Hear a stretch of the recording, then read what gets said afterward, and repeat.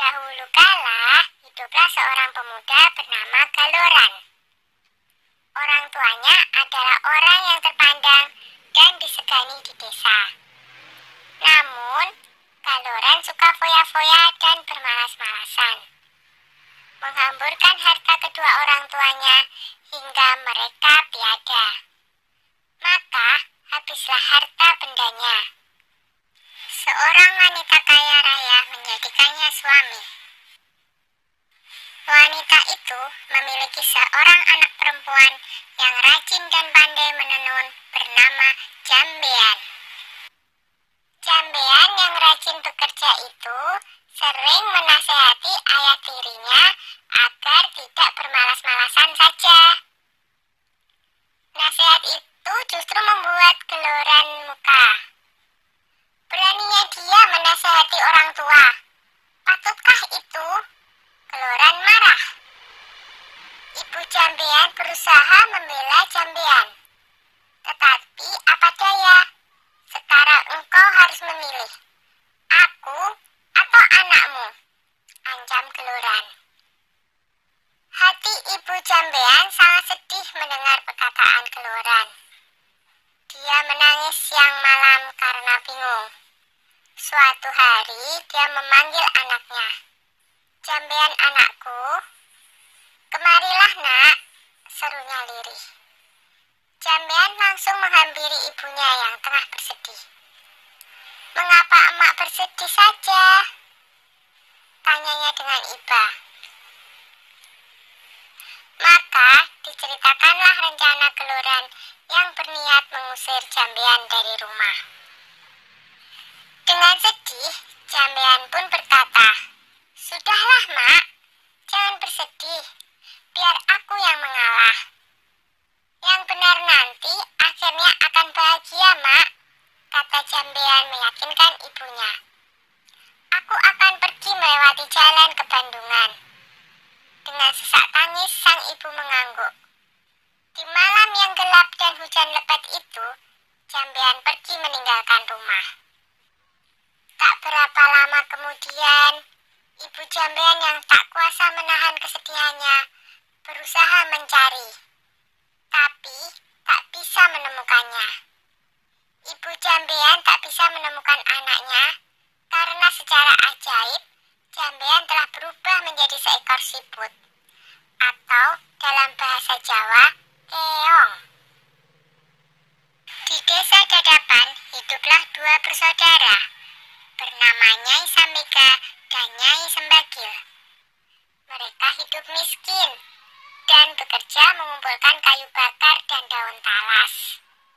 Suatu hari, keduanya pergi ke bendungan untuk mencari daun talas. Tiba-tiba mereka terpana melihat keong berwarna keemasan di atas batu.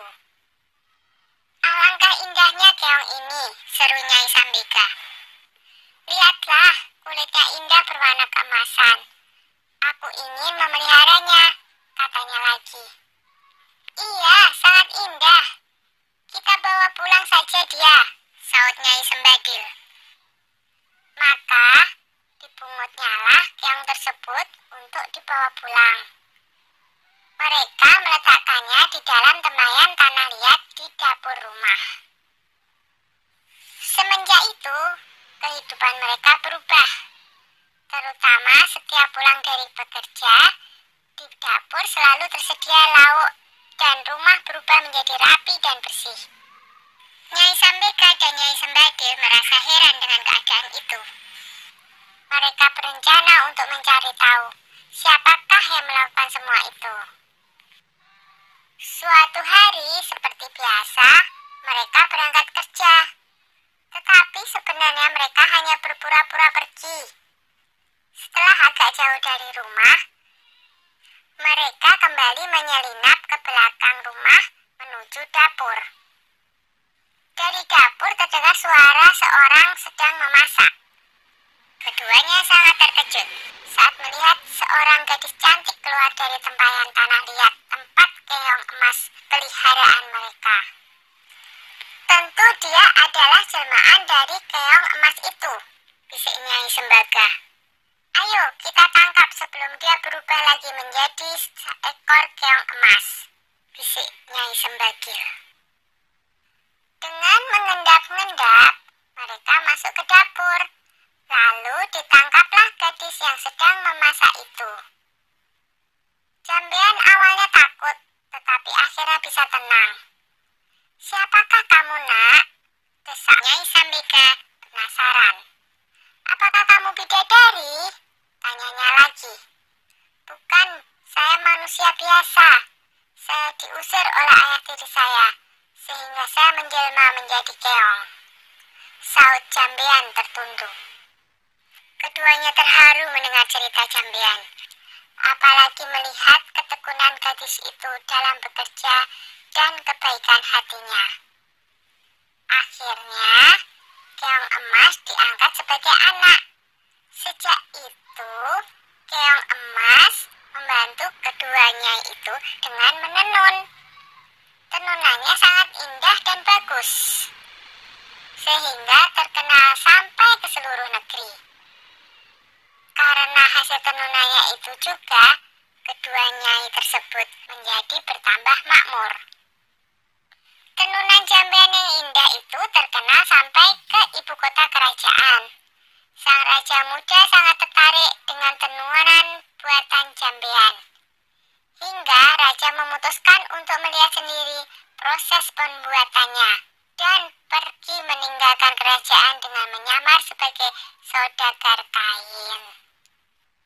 Akhirnya, tahulah raja perihal keong emas itu. Raja tak hanya terpikat dengan keindahan tenunannya, tetapi juga terpesona dengan kecantikan Jambean. Raja memerintahkan kedua nyai untuk membawa Jambean ke istana dan hendak meminangnya menjadi permaisuri. Betapa senang hati mereka, karena ketekunan dan ketabahannya, Jambean dan kedua ibu angkatnya kini hidup bahagia di istana raja. Sudah dulu ya cerita keong emasnya.